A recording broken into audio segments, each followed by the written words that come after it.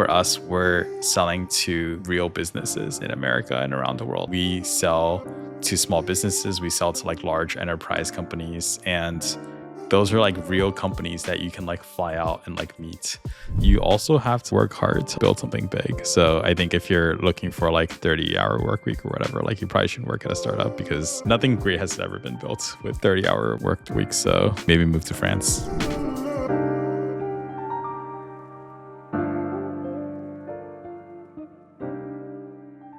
All right. Hi, everyone. I'm here with our guest today, Yuxin Zhu. Yuxin is the CEO of Replo and also my manager. So, Yuxin, you want to take it away? Hello. Hi. All right. Nice to meet you. Yeah. Today, we'll just be talking a bit about hiring, about Replo, work-life balance there. And yeah, because I also work at Replo, I think it's going to be a pretty funny conversation. So, do you want to take it away with what Replo is, Yuxin? Yeah. So we're an AI-first commerce platform. So what we do is you tell us what you're selling and we help you sell anything on the internet.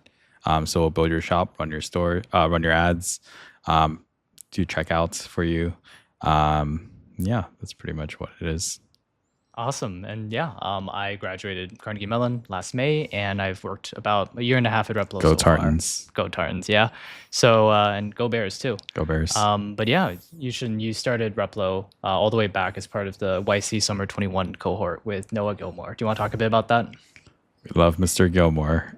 So yeah, Noah and I know each other from college. So we were in the same orientation together, lived in the same dorm. He went to classes, I did not. Just playing League. And yeah, we're friends all through college and built this course scheduling app that we ended up selling to the university, which was fun. Paid for rent for 3 years. And then after that, would hang out after work. And then eventually, after we worked in big tech for a couple of years, decided we wanted to start a company together. We started YC the week after we both quit our jobs. So that was an interesting adventure because we were trying to do sales with no product. And then the rest is history. So awesome. And YC is one of many different AI companies right now Yeah. doing this kind of AI builder. Yeah. Specifically in this case, it's more of an e-commerce landing site Yeah. builder and everything related to that. Yeah. How do you think that plays in like, this big trend that's going on? Yeah, I mean, I think ultimately, I think a lot of people see these products as like sort of competitive because they have very similar user experiences. And I think ultimately, like, I don't know, there's like this kind of dominant pattern emerging in AI right now, which is like, I mean, it's been around for a couple of years, but it's like kind of this chat-based interface where you can type, in natural language. And I think there is, and now we're kind of like moving into agents, and there's kind of like some dominant design theory on how those work as well. So when you log into a quote unquote AI product, you kind of expect it to look a certain way. And it's quite interesting because it's like you end up expecting that kind of design as well. And so it's like a self-fulfilling prophecy of like, if you don't follow the dominant trend, then you kind of like almost lose out on the market in terms of like user trust. But ultimately, like a lot of these products are very different, right? So I feel like the B2B SaaS tools like 5-6 years ago, like all kind of look the same. And like you log in, there's a dashboard with like a sidebar on the left and like some tables on the right. And so I think AI tools will kind of trend in that direction as well until we kind of figure out like a better pattern there. I do think that a lot of these tools do serve very different markets. And so the users in those markets, like we mostly sell into marketing teams at e-commerce companies, SaaS companies, who are trying to bring a product to market. And so we might like those types of users might not be using other tools that have like a chat-based interface. So very different market, but kind of converging design. Yeah, I don't know. Like it's quite interesting. How do you think about AI design? Like it's kind of like, I feel like we just landed on a text box and then everyone thought it was going to change, but it kind of didn't. Yeah, I mean, text box for an engineer is probably the easiest fucking thing to build, right? This is true. You just say any UI, you can just forget about it. You just say it, right? Yeah. Do you think it's just like, there's like a whole trend like 10, 15 years ago where like everyone's trying to do front end with Python? Is this just like AI engineers not wanting to like build UI? I think it definitely is like when you build an application, you want to move at the speed of thought, right? Yeah. And so often the speed of thought is hampered by the fact that if you do that, it's quickly a Yeah, totally yeah. unusable UX. Yeah. And so right now you can just say, oh, I'll add another feature. And who Yeah. knows in the back end, if you add another tool, another prompt, Yeah, you can yeah. just say we've added 50, 60 different things it can do. Uh-huh. Whether it can actually do it or whether it's like easy Yeah. to use, like who knows? Because Yeah. it's not even deterministic. Yeah. It's purely based off what the Yeah. text But like, is. why do you think we haven't moved to like voice or something? It's a good question. Like I'm a big adopter of Whisper Flow, right? Yeah. And I've seen quite a few. We love Whisper Flow. Yeah, please sponsor us. Please. I think one of the issues with that is, first, I look like a fucking idiot, just like sitting there and like talking into my laptop for like an hour a day. Yeah. I feel like there's also a bit of difficulty where when you're typing, I feel like just the process of actually typing it out makes you actually like think about the problem a bit more. Right. And if you speak, you'll realize like most of the spoken words kind of are just there for fluff or filler words. Not like this podcast, of course. Yeah, of course. You should always listen to all in this entire podcast. But like you're able to like talk a lot faster than typing, right? So I almost feel like a lot of maybe it's like a B2B SaaS thing where it's like no one wants to look like an idiot in the office. But I could imagine like the future is just we're going back to cubicles, but that's because everyone's in like a hermetically sealed dome. You're just speaking into there and no one else around you can hear you or be bothered kind of by like it. Cubicles. I grew up after the cubicle age, so like Yeah. I'm like post cubicle. I actually think it's quite nice. It's like a little home away from home. Yeah, yeah. You're like in a library. You're just like studying alone. Right. Yeah. What do you think about our open desk plan over here? I kind of like the natural light. That's one of the big reasons we got this office. So we're at 800 Market if you want to drop by. But yeah, I don't know. I think we also like triangular buildings because our investor Figma is also in a triangular building. So that's true. But yeah, I really like all the natural light. I think that was one of the big reasons we got this office. Also no shoes policy, if you're interested. But yeah, I don't know. It's kind of like, it does kind of get noisy. So especially because there's people playing Smash in the background every day at 6 p.m. I thought you were going to mention the treadmills. Those treadmills have been Oh yeah. We also have treadmills in the office. Yeah, we got them originally because like people were like, oh, we want to exercise while working. Yeah. But they make this massive beeping noise. And yeah, like, I actually texted Autumn, our chief of staff, and told her that this was a fucking stupid idea. And she was like, yeah, but we already got them, so we might as well use them. Dude, I'm actually going to bring my like soldering iron from home and like desolder the buzzer on mine. But yeah, what do you think about like this return to office policy? I think it's good. I mean, I feel like, especially for startups, I feel like it's very like bimodal because for startups, it makes a lot of sense. I think remote was, I don't know, I feel like I kind of got tricked by the like remote is the best thing ever thing at the beginning of COVID because I also felt like I was probably in the cohort where I had enough experience to like operate independently, but also like not experienced enough where I had to be like in-person meetings, like investing in companies or something. I don't know. So I felt like I was in a sweet spot. And then like my co-founder and I are also like pretty close friends. So kind of just worked out where like, because we were so used to working together, it was fine for us to be remote, even though we like went to get McDonald's like every week in the morning and just like talk about work. But I think it works when you're like very puppet mastery about like your company. Like if you like can centrally plan everything and then fan out into like a bunch of like remote workers, it's like fine. But I think if you're actually trying to build something like really fucking great, it's really hard because there's so much like impromptu planning you need to do and like course adjustments you need to make throughout the day. So I don't know. I'm really glad we kind of moved back in person. I do think that most people who are in larger companies, it's kind of weird because like you go into the office and like your entire team is remote and then you're just like, why the fuck am I here? Right.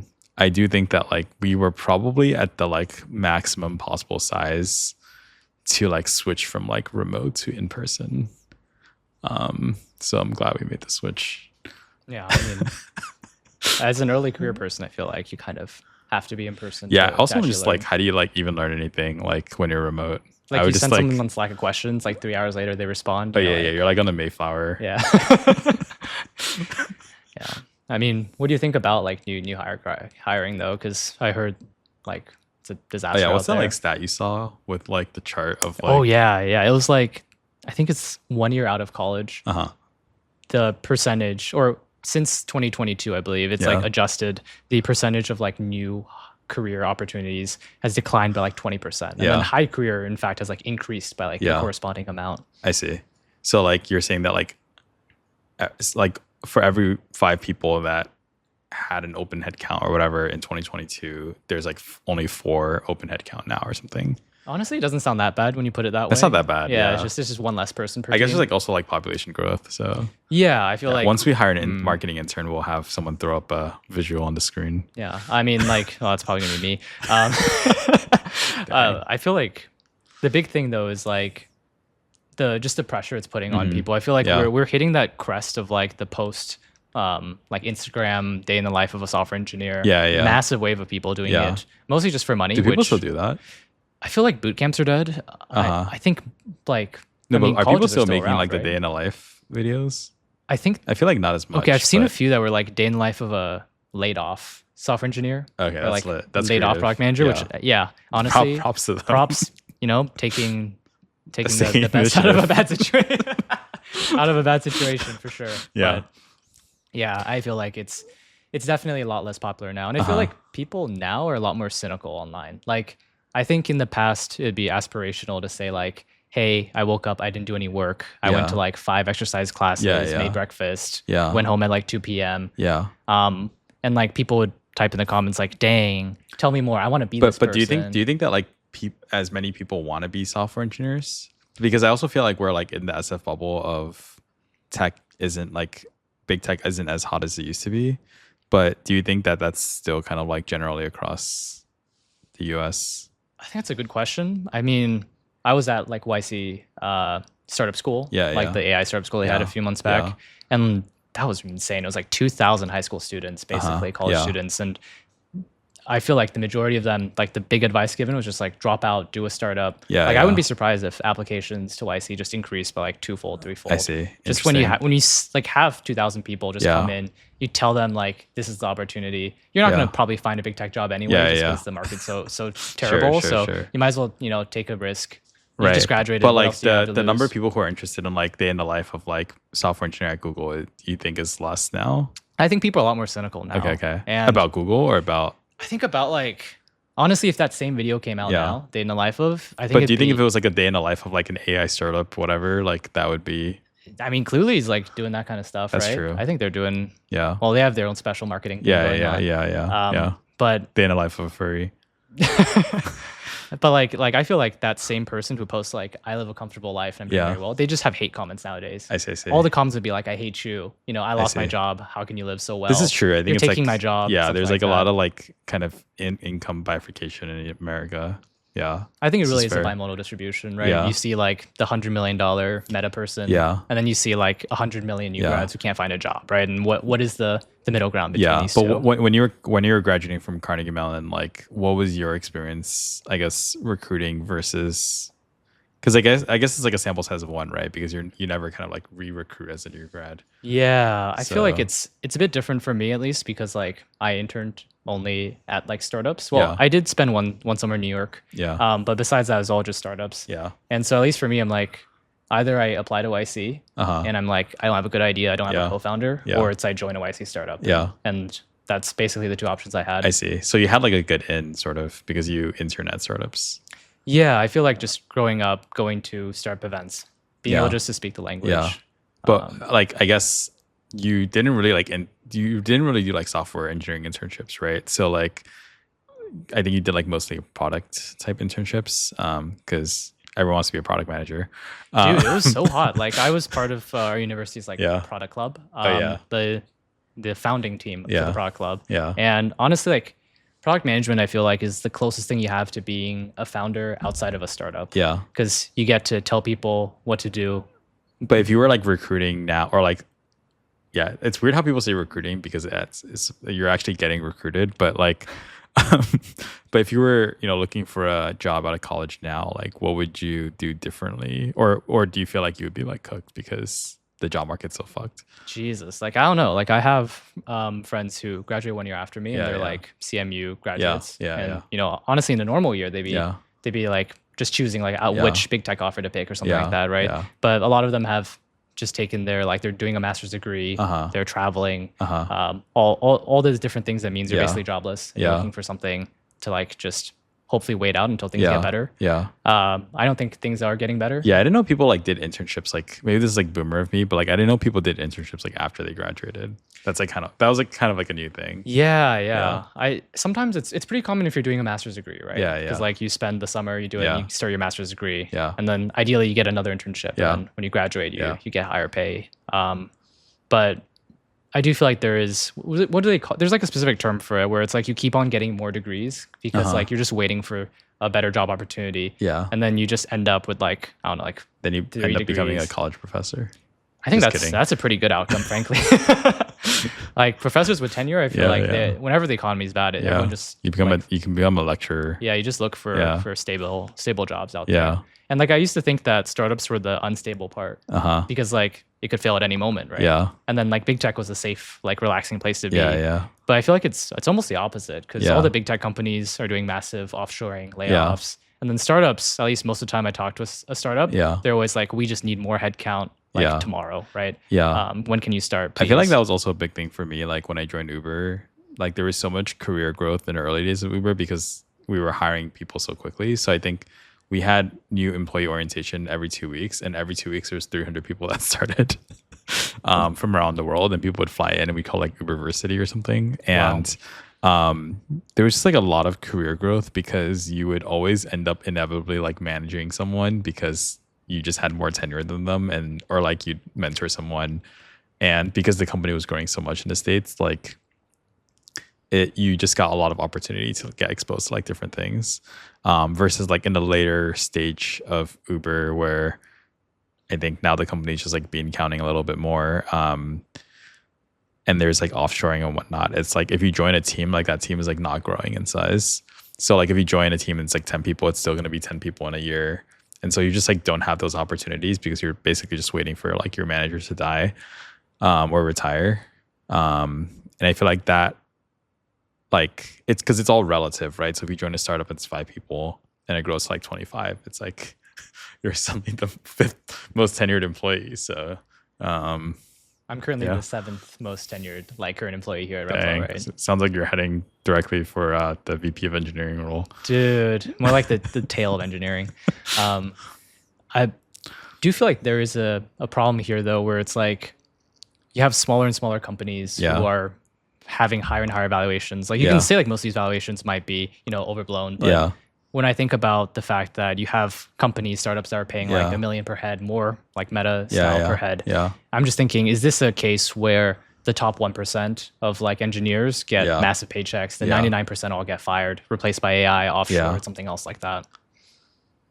Not sure. I feel like it's a little bit overblown because part of the layoffs right now is also like a side effect or like a tail effect of companies like I remember like early COVID 21, 22, like I think if you had like a heartbeat, you would get hired at Meta. And there was just like loads of like people graduating from like Hack Reactor and they were just like going into Meta and whatever. And then they'd be like making the day in the life videos like at work. And I think because of like, I think there's like kind of like information asymmetry because you're like companies are telling investors that, or it's not really asymmetry, but it's like companies are telling investors that like because of AI, they're able to like be more efficient or whatever. And I think that boosts their valuations. But internally, it's just like they just hired like a bunch of like people that weren't necessary, which like sucks for the people who are in that cohort. But to your point also, it's like at a bigger company, you also like, it's not super clear sometimes like if you're not unnecessary because like you're kind of like not in control of that versus at least at Replo, like everyone has access to our bank account numbers and like metrics and everything. So it's like if we're gonna have layoffs and we're not doing well, it's like super obvious because like you can just see that in the numbers. So I don't know. I think you also just have like less visibility. But yeah, it is like I don't know. I feel like a lot of the layoffs are not really because of AI, right? It's like because of like how many jobs has AI actually replaced? There's an MIT study that showed what like 95% Yeah. of generative AI trials just failed to Yeah, have yeah. any effect, right? Yeah. And I think that's I think the study also showed like ones where the employees themselves Yeah. actually decide to use those tools was Yeah. like just so much better than this kind of top down method, which makes total sense. Yeah. But do you think that that's because like most people don't know how to use AI tools, or like it's like a slightly different topic? But I think that's a good question. I feel like when you look at tools, right, Yeah. there's people just kind of classify them all into the same thing. Yeah. It's like, oh, it'll save me time or it'll save me Yeah, money. yeah. But I feel like there's tools that allow you to kind of like create net new wealth, net Yeah. new value, which Yeah, is like, yeah. I want to start a podcast, Yeah, right? yeah. Now there's AI tools that can actually handle the editing for Yeah. it. Now I'm going to do it.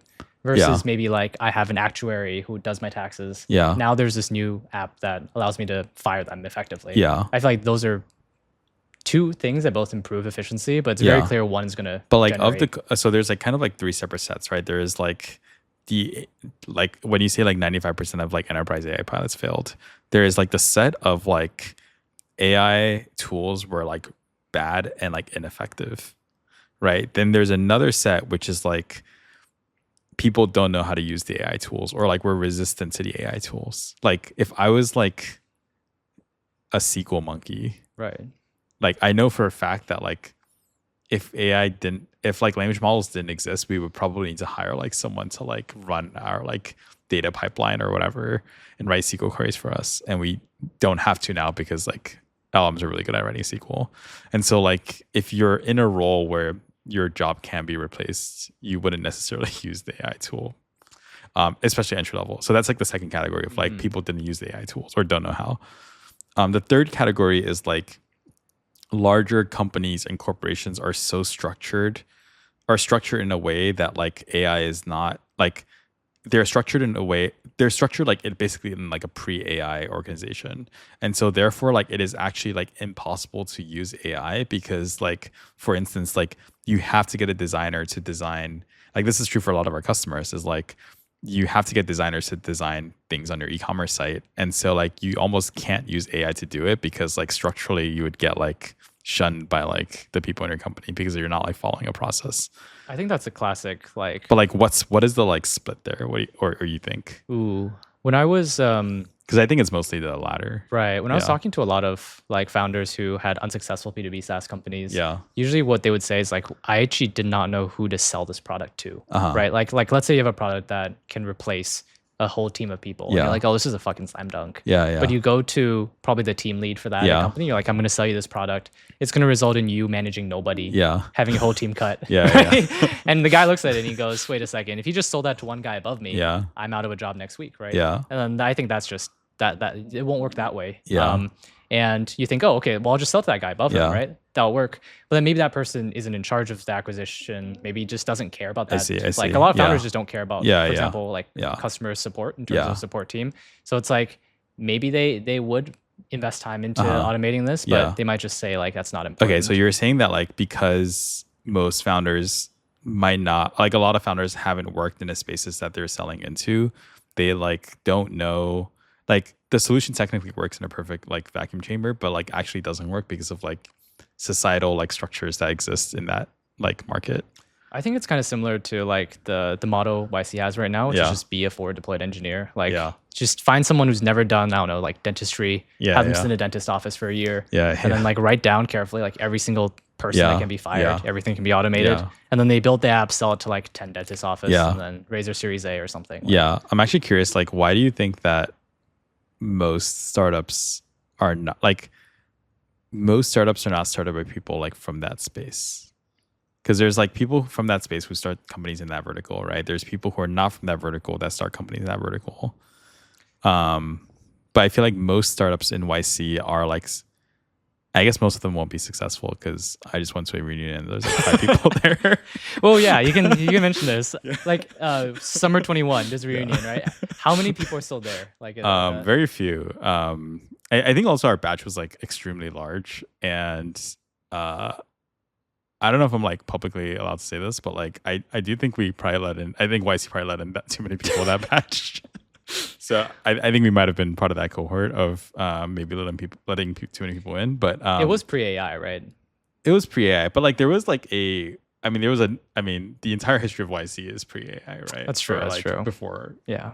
language models. So, But I think like definitely every single year of YC, because like I feel like in the beginning of YC there was a lot more like interesting companies that were like first mover in that vertical, like Dropbox or whatever, or Stripe. And then I feel like over the years, the companies became more and more like derivative. And so it was like YC company for YC company, or like we would just like they would just straight up kind of like start backing competitors. Um, so it was definitely very interesting how many people were still alive, which was not many. But yeah, I don't know. Like, do you think there's like some like bias within YC where they kind of tend to fund people with technology backgrounds, or do you think like people from technology backgrounds are intrinsically better positioned to like solve a problem in a space? Because you also kind of get that like you don't have that like bias of like how something's supposed to work, right? Yeah, I think So it's like kind of a chicken and the egg kind of thing uh-huh. where you have these certain careers and these certain types of people. Yeah. If you're an ambitious person, right? Yeah. Like if you're, for example, like in Asia, it's probably Yeah. like the civil service exams. You want to become a government employee. And in the US, it's like Yeah. Should bring that up for no, bring it back for like no interviews. talented person should Yeah. ever even think about joining the terrible like bureaucracies, what people Yeah, just call yeah, it, right? yeah. Just the government here is not Yeah. exactly staffed by the best and brightest. They go Yeah. to like what, consulting, Wall Street, Yeah. tech. And I feel like you just take that group of people and Yeah. you tell them like, hey, solve problems elsewhere and be a Yeah. consultant, and you'll be paid so much more than Yeah. if you just work at the company itself. Yeah. If you're just some other title. Yeah. But like, why do you think that, like, for instance, like, I don't know, I'm just naming a random company here, like Robinhood, right? Like, I don't know anything about the founders, but like, I'm assuming they didn't come from like a Wall Street kind of trading background. So like, why do you think those people are like better positioned? And I guess like for people starting companies now or like thinking about starting a startup, right? Because I feel like one of the big things that a lot of VCs say is like, oh, you have like background in this industry or whatever. Right. But most companies I feel like coming out of YC like don't have background in that space. That's a good point. So like, does it matter? I think YC likes to select for like young, ambitious people. Yeah. They have like this ridiculous bias towards like lack of age, I believe Yeah. is like the kind way to put it. Yeah. And I feel like that's almost because you have a higher chance of getting someone Yeah. who is like maximally possibly disruptive, Yeah. right? Like if you're picking like someone who has like 5 years to live, Yeah. the chance to become disruptive in those 5 years is probably Yeah. pretty low, right? But if Yeah. you pick a very young person Yeah. who you don't really know what their future is, you're just Yeah. buying lottery tickets. Yeah, And obviously yeah. you want to buy like the highest upside lottery Right. ticket. But do you think in that case, like YC has kind of become like an index fund on like young, like, you know, neurodivergent founders that are like, basically they only need like a couple winners because they always assume that like 95% of companies will fail. Oh yeah, I mean definitely Yeah. it's the case where they're going to push risk on the individual. Yeah. I mean they're incentivized to, and I think Right. like some people like for example, But like for program- someone looking for a job, Mhm. that feels like that's not what they should be optimizing for, because you're kind of like you can only play like a certain number of cards versus like I think in our batch we had like 600 companies. right. So Yeah, obviously YC is incentivized to have you be their lottery ticket. Yeah. Since they win on the aggregate, you win Yeah, yeah. only on the individual, right? Yeah. So they are incentivized to be higher risk seeking than the person is. Yeah. And I also think like there's this great like tweet I think I read. It was like someone saying like, why would you ever be like a founding engineer at a company versus Yeah. being a founder? Yeah. Because the founder, they're going to have what, 10 times more equity, 20 Yeah, times yeah. more equity at the minimum. Yeah. And you're going to probably work, maybe there's no way you work like Yeah. 1/10 or 1/30th of the amount of Yeah, yeah. time they work, Yeah. right?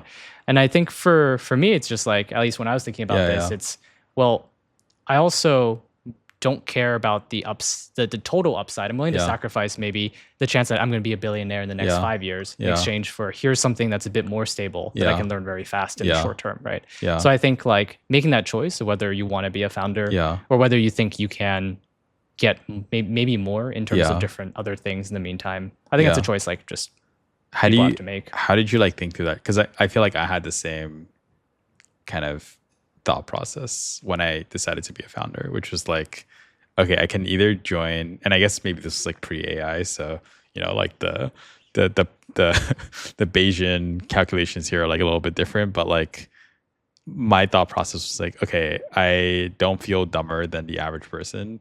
And so like, can I just like spin in a vertical for a while and start a company? And even if it is like, you know, smaller probability, like it still kind of financially makes sense to be a founder. But like, how do you think about that Yeah. yourself? I think like to be a founder, you really want to have a good co-founder, a good Yeah. co-founding team, and you want to Yeah. have an edge, Yeah. right? Like you want to feel like even if there were like 5 other competitors that Yeah. started today, Yeah, I yeah. feel like I still am able to outcompete them Yeah. because we know something or we have experience in something or some Yeah. customer. Yeah. In reality, I feel like the actual edge probably is Mhm. fake, Yeah. right? It doesn't really matter. Yeah. If it's just like a customer, geez, they're probably going to get like 2, Yeah. 3 customers as Yeah. well, right? Or Yeah. something like that. But it's that like sense of inner belief Yeah. because you're going to spend like several years just Yeah. shitting into the wild and Yeah. just like going, what are we doing Yeah. here? I mean, the first 2 years of Replo, basically nothing happened. It's good I wasn't around. So that's 2 years of like your life you saved, right? So yeah, Spent it getting a degree, which also very valuable there. very valuable, very valuable. But yeah, I feel like you just want to figure out like, am I really willing to do this even if like I know that it's going to be unsuccessful? Yeah. I feel like I don't know where I saw this quote, but it's Yeah. like, of course, being a startup, working at a startup is probably like negative. Starting a startup is probably negative expected value. Yeah. And you need it to be negative EV. Yeah. Because if it was like positive EV, every person on the planet would start a startup. I see. That's probably not a Basically, you're saying good like outcome. if like you treat your career like game theory optimal, you should actually do big tech. But I think it depends on what you're optimizing for, Yeah. right? Like if you genuinely don't enjoy that's true, like the time horizon. Yeah, if you don't enjoy what you do at a startup Yeah. or at big tech, Yeah. then you might as well do the thing that allows you to do less work, which Yeah. probably is finding a cushy job. There's less of them these Yeah. days, but like Yeah. a big cushy tech job. Yeah, that's really interesting because like I think a lot of people come out of college and they're like trying to like maximize for TC, like total compensation. And I feel like if you're gonna do that, you should actually just go to like a hedge fund, right? Or like Citadel or whatever. But like you actually come away with like very little. Like I feel like we interview people from banks and hedge funds and PE all the time, and they're just like not capable of like building anything. And so like your actual like, if you eventually do want to build a company or build a product, like your actual overall like total, like the integral of your total compensation is actually like a lot lower than if you work at a startup like earlier in your career.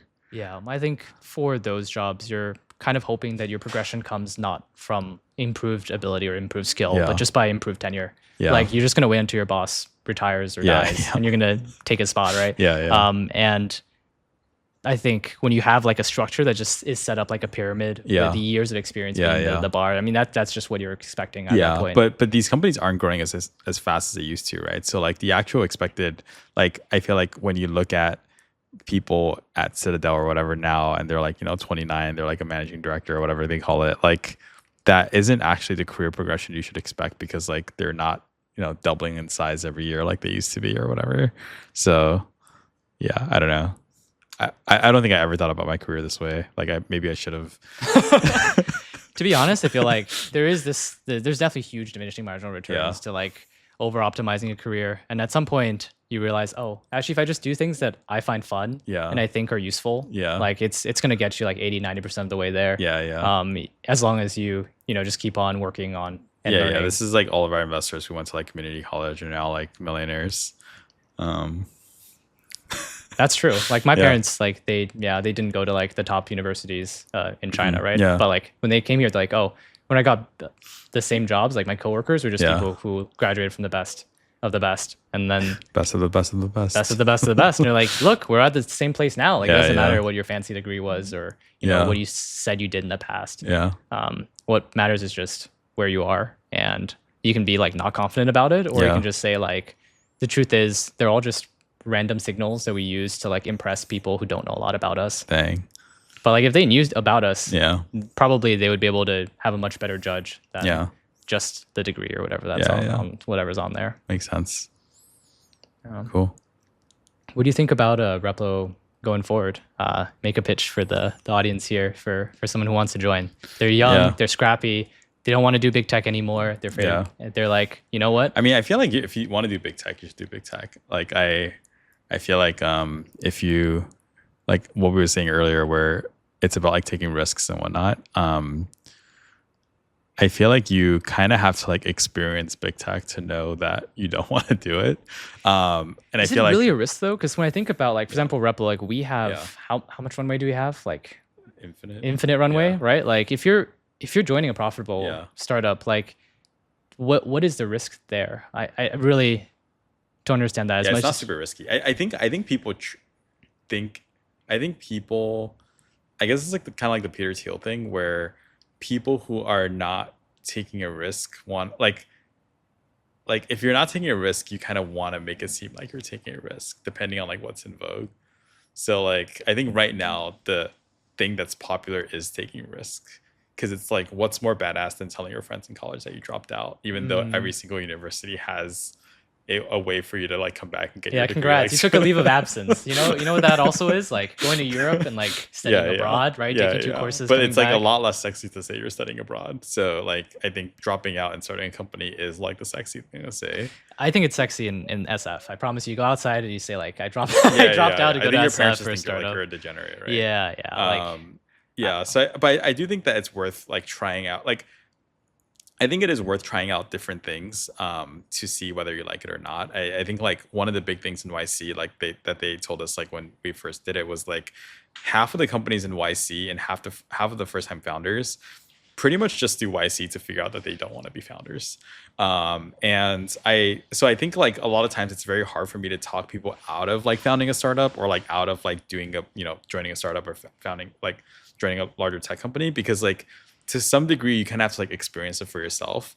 And even if like 2 years later you're like, okay, wow, this was like the dumbest decision of all time, like you did kind of have to like go through that phase in your life to like know what you wanted. Mhm. So that's like the first thing I'll say. But like I do think that if you do know what you want, which is you want to work in an early stage company, you want to like, come into work and see, work with really smart people. I think the best analogy I like to use is like when Noah and I were like in the basement of like the Berkeley CS building. And we were just like, it was like 11:40. The Damn. project's like due at midnight. And we were like, what the fuck is going on? And there is like a zone of genius that suddenly emerged and showed itself. And then, like, I remember we like submitted this project like 5 minutes before it was due. And then we like got everything right. And then we were like so fucking excited. And the amount of like happiness and just like pride in the work that was achieved with like people and they're not just like random strangers. I think that's like the most exciting feeling you can get, like working on anything and seeing it be successful. And you just kind of like don't really get that in a larger tech company because you like don't really know most of like the other people that are like making it successful.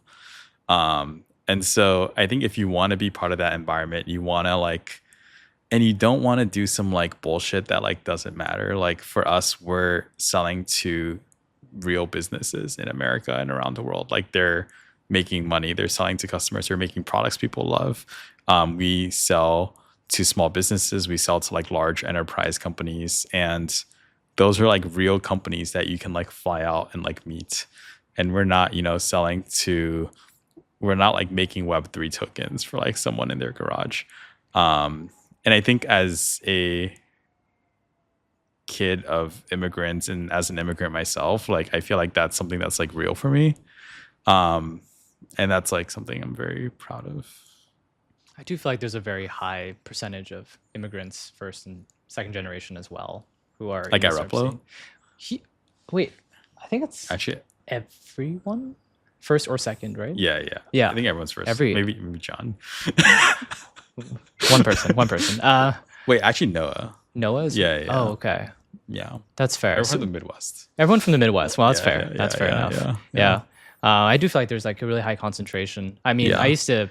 Actually, I just talked to a recruiter, like an external recruiter we were thinking about working with, and he was like, I was looking through all your LinkedIn profiles, and you have like actually a very high percentage of like ex founders and or people who have like tried to like start something on their own. Oh, And I don't like, and he was like, this is actually a lot higher than most like seed or Series A companies I work with, which is like actually really surprising to I'm me. really surprised to hear that. Yeah, Right? yeah. It's like To be fair, like Like he was like, that was like the first thing I noticed. And I was like, I didn't even like, I feel like we definitely screened for that, but I wouldn't have expected that percentage to be like higher or lower than anyone else. I think startups do have like a very different cast of people. I guess it's just because when you have an early stage startup, you're kind of just pulling together like this bag of misfits, right? Like just people who just don't fit in at some other company. I mean, didn't like someone at PayPal like try to make a bomb or something? Oh, or like it's like the PayPal mafia. Jeez. Well, I mean, that turned out pretty well. Replo's really safe. No one's making bombs here. No bombs. We're just taking apart taking apart treadmills. I mean, it could be, yeah. That's quite dangerous. Yeah, I mean, I do feel like that is something that we're like moving a little bit away from. I guess with like the commoditization of startups and the startup life. You see like smart people readily becoming, was that forward deployed engineers? Is that like the new term they have? Or like consultants in that sense. And I feel like we're seeing more startups that are more about people who want to like follow the rules, have like signals that are pretty positive. It's like, hey, I have you know 55 different accelerators. Do you think we'll like look back on this era or like this arc or whatever cycle of startups and say like people actually didn't take that much risk? Because I feel like right now I actually don't think starting a company is like that risky, especially in Silicon Valley, where like effectively you can make every mistake in a book and still get funded for your next startup. Like, and that's kind of like actually like a crazy thing, right? But I actually don't think startups like, well, I guess like it's interesting because like I feel like the last cycle of startups, people are like, okay, B2B SaaS, like not super innovative in hindsight. But then now there's kind of like all these AI startups doing different things. But do you think we'll like look back on this phase and be like, okay, well, like this was actually not that innovative either, or like that risky? I think it depends on the time horizon. Like, I feel like we're in this like post-modern state of social media where if Anthropic doesn't release a model for 2 weeks, we're like, Anthropic is dead. Terrible company. I knew it was not gonna be successful. And then they release a new model. Everyone's like, oh my God, it's so good for coding. Actually, I hate the last model. Then Google releases something that's so cheap and so great. Nano Banana. Nano Banana is pretty good. I'm on the, Google's on the high and high for images right now. But I feel like when you look at like over a year, like the amount of progress that's happening, you feel like it's so slow because you look at the progress that's already happened. You're like, well, we haven't had AGI already, right? Like this is disappointing. But at the same time, I feel like we are unlocking even something like Nano Banana. I feel like if we were not in an AI space, a discovery like this would cause probably like 20, 30 startups, everything from like interior design to like fashion modeling to Photoshop competitors, right? Like you could have maybe like 6 or 7 different Canva sized companies just purely based off this one thing. Okay, so you think we're like this because like in the moment we're like desensitized to startups that are being created? I think if you aren't $1 million company in 1 month, people are like, you're not the next Cursor, you're terrible, right? Like this is some side project, take it home. Good thing we are over 1 million. And it's like sure. Honestly, I feel like there's a huge room for the lifestyle, like AI SaaS business, where you build a tool that has in a market cap of like $10 million. But like no one's gonna scoff at you when you have a single person company that's making $6 million, $10 million a year, right? And I think like Replo, we were on the Shopify App Store before, and there's this huge boom of Shopify apps by solo developers, small teams. I mean that was the whole like iOS arc, right? I haven't met a single iOS developer in like years, by the way. What happened to that? I mean, I guess I feel like it's just like not popular in the US to be iOS developers anymore. That's but there's like people in like Eastern Europe making millions off like random police scanner apps and stuff. I do feel like there was some decline of just like people willing to try out new stuff on their phone. I think it's just burnout over the years, right? Like I think people are going through AI burnout now where it's like, here's another new AI tool. And your first thought isn't, damn, what can I do with this? It's fuck, I have to make another account. And I have to stick in like on Stripe, like some like my credit card, remember to cancel before 30 days, it'll be billed an obscene amount of money. Everything's a subscription, right? So I just want to like juggle 55 different SaaS apps that all have shitty integrations with each other. You know, like I hate this. This is terrible. I guess that's the same thing as the iOS app market that we're moving towards. It does feel like we're like playing it on like 2x speed though, because I do think that like you said, like there's billion-dollar companies or ideas kind of being created, and people would just like forget about them a week later on Twitter. So yeah, it'll be interesting to see where this goes. Makes sense. What would you say is the advice you'd give to someone in that space then? Just someone who's like, I want to build something interesting, or maybe like Yeah. I want to decide I want to work for a company or a Yeah. startup, and I actually don't know if they're going to be successful or not. I feel like the best thing, because I feel like ultimately at the end of the day, a lot of the technology is going to be commoditized. And so it's like, yes. And like, I think that's why I also feel like the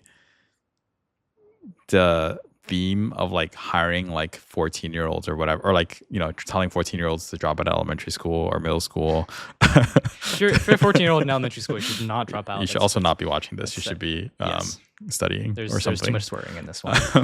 I think that whole phase is a bit of like I do think it's like pretty funny for YC, and it's maybe like a good like long tail play, but like I wouldn't personally want to work at a company that is run by a 14-year-old.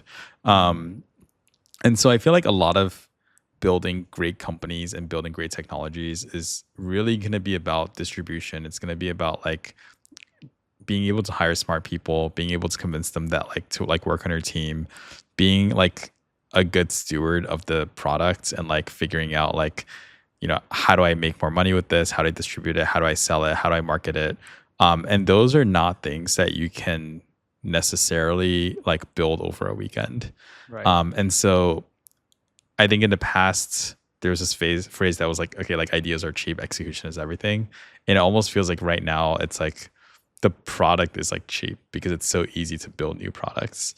But now everything else is like super important. So like building a company, like treating people well, like figuring out like marketing and how to grow the thing. Like if you want to build something that's not just, $1 million, but 10 million, 100 million, $1 billion, like how do you actually do that? And I do think that like working with other people and working with people who have like had the experience to do that is actually like really important. Because otherwise you're kind of just like dirtling in the hole of like building a bunch of like random side apps, and like they might not go anywhere because you don't have the experience to like take it to market. Interesting. It's almost like with each layer of technology, we're abstracting it away from like the core more and more, right? It's like maybe 2 decades ago, you would need someone who can run like a server rack. Right, a server, like Silicon Valley. Like it's in my garage, right? You're wiring it up. I think when we got this office, they were like, oh, here's like where you would put your servers. And I'm like, sure. And we now use it as a snack closet.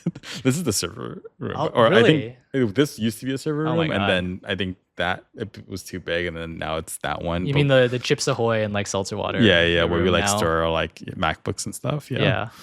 I do feel like we're reaching that age where it's just like, oh, distribution is king. Like be someone who's just a great marketer. I mean, of course, if vibe coding becomes like fully commoditized, where genuinely you don't need for basic apps any developing experience at all, then it really is just what is your idea? What's your edge? What's your distribution? Do you think we're gonna get there?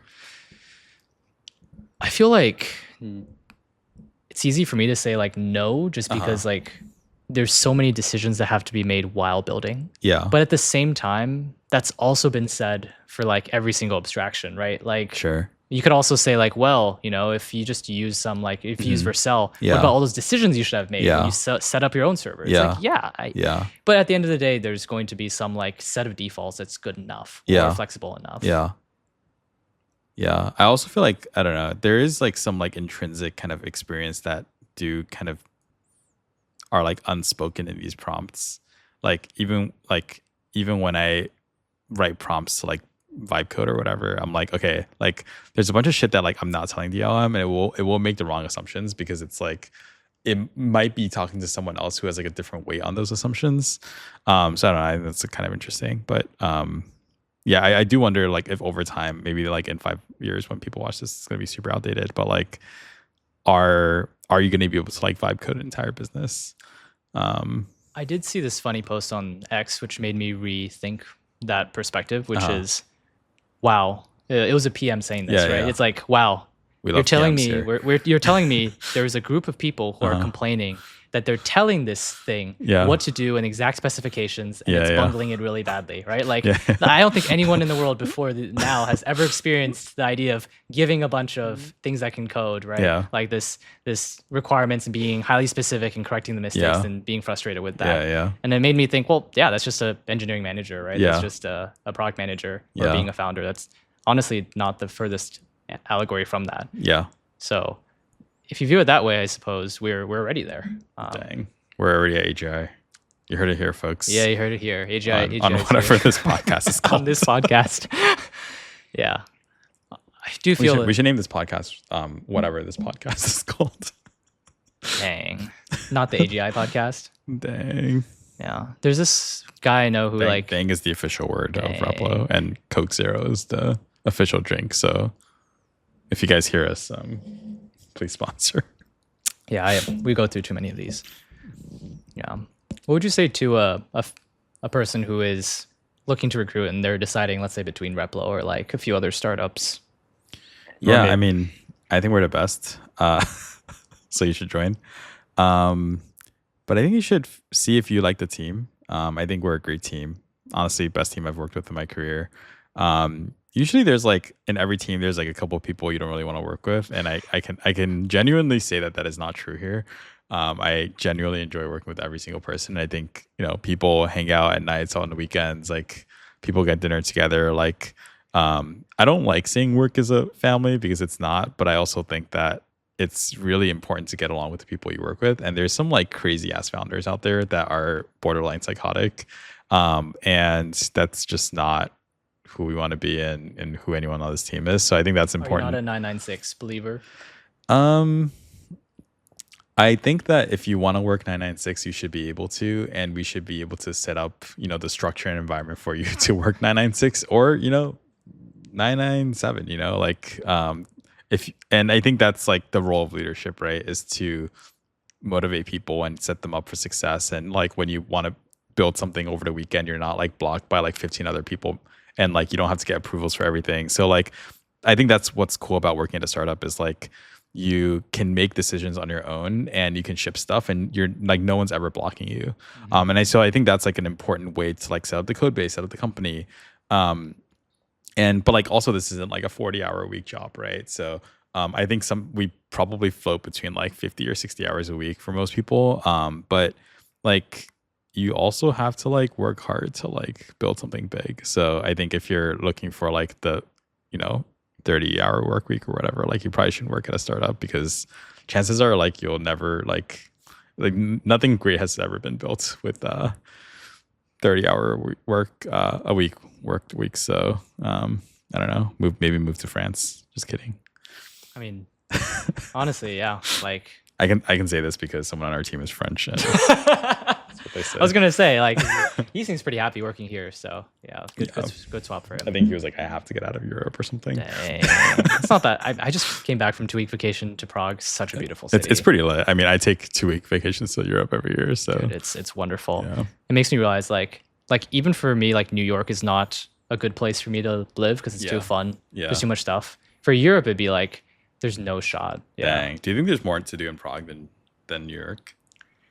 There's definitely less to do, but honestly, at least when I was in New York, Yeah. it was a bit too city for me. I see. Like it kind of felt oppressed. To be fair, I was living in a pretty cheap apartment. It was a walk up. I see. So maybe if I was rich in New York, I'd be like, actually, this is the best place in the world to live. Yeah. But for me, it was like it's expensive, it's dirty, it's smelly. Yeah.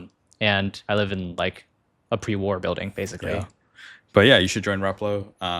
What else? Make a lot of money. That's true. Build an AI. What would you say is the best way to get hired? I mean, email me at Yuxin Yuxin at replo.app. You heard it here. If you own the .com domain, please reach out to us. I believe it's a dead startup in Milan. Oh, so, nice. Yeah. Please don't send any of us LinkedIn connection requests. It's appreciated. Thank you. Those a day. Just way too many of them. Send an email. Please. Yeah. All right. Cool. With that, see you in the next one. All right. Yeah. Hopefully. Cheers. Yeah. Cheers.